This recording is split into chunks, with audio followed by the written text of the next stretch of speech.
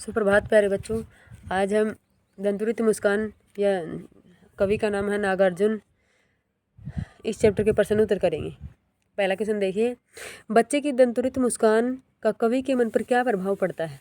उत्तर है, बच्चे की दंतुरित मुस्कान का कवि के मन पर यह प्रभाव पड़ता है कि वह उसे देखकर प्रसन्न हो उठता है।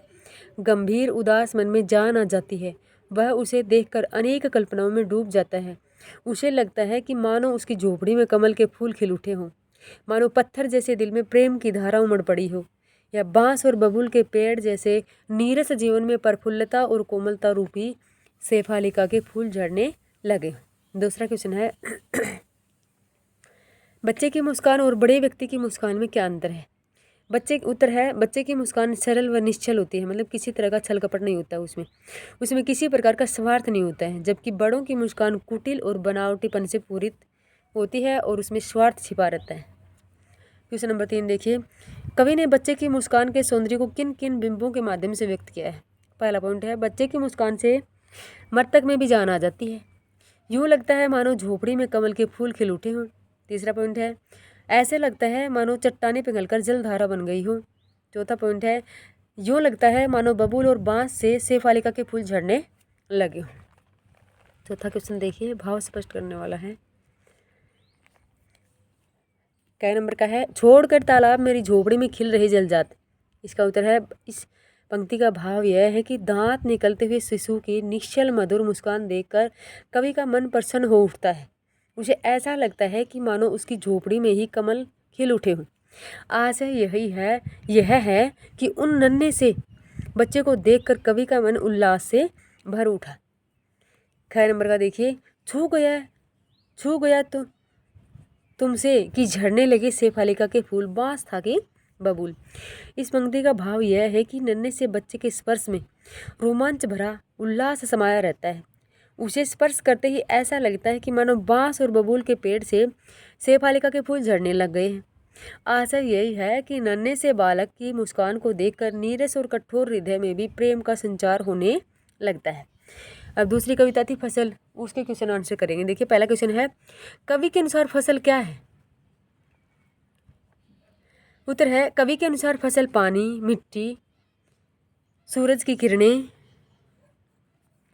हवा की थिरकन और मानव के परिश्रम से बनी है फसल। इसमें सभी नदियों के जल का जादू समाया हुआ है।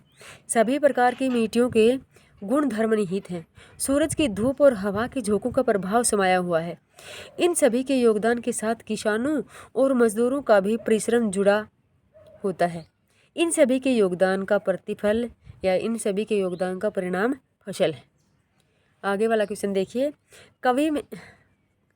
कविता में फसल उपजाने के लिए आवश्यक तत्वों की बात कही गई है।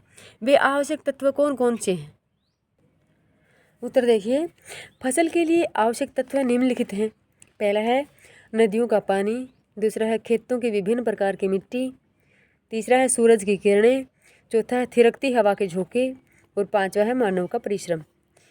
आगे वाला क्वेश्चन है, फसल को हाथों के स्पर्श की गरिमा और महिमा कहकर कवि क्या व्यक्त करना चाहता है। इसका उत्तर देखिए, कवि फसल को हाथों के स्पर्श की गरिमा और महिमा कहकर यह व्यक्त करना चाहता है कि फसल को उगाने में मानव के हाथों का परिश्रम लगा होता है। क्योंकि जब किसान और मजदूर अपने हाथों से श्रम करके मेहनत करके फसल को उगाते हैं और बढ़ाते हैं, तभी फसल तैयार होती है। फसल का फलना और फूलना ही किसान के श्रम की, मेहनत की गरिमा और महिमा है। आगे वाला क्वेश्चन है, भाव स्पष्ट कीजिए। रूपांतर है सूरज की किरणों का, सिमटा हुआ संकोच हवा की थिरकन का। उपयुक्त पंक्ति का भाव यह है कि फसल पर सूरज की किरणें तथा हवा की थिरकन का प्रभाव पड़ता है। अंत में अतः ये फसलें और कुछ नहीं सूरज की किरणों का बदला हुआ रूप है। फसलों में हरियाली सूरज की किरणों के प्रकाश के कारण ही आती है। फसलों को बढ़ाने में हवा का भी अपना प्रभावी योगदान होता है। इसलिए फसलें हवा का सिमटा संकुचित रूप प्रतीत होता है। Thank you, bye.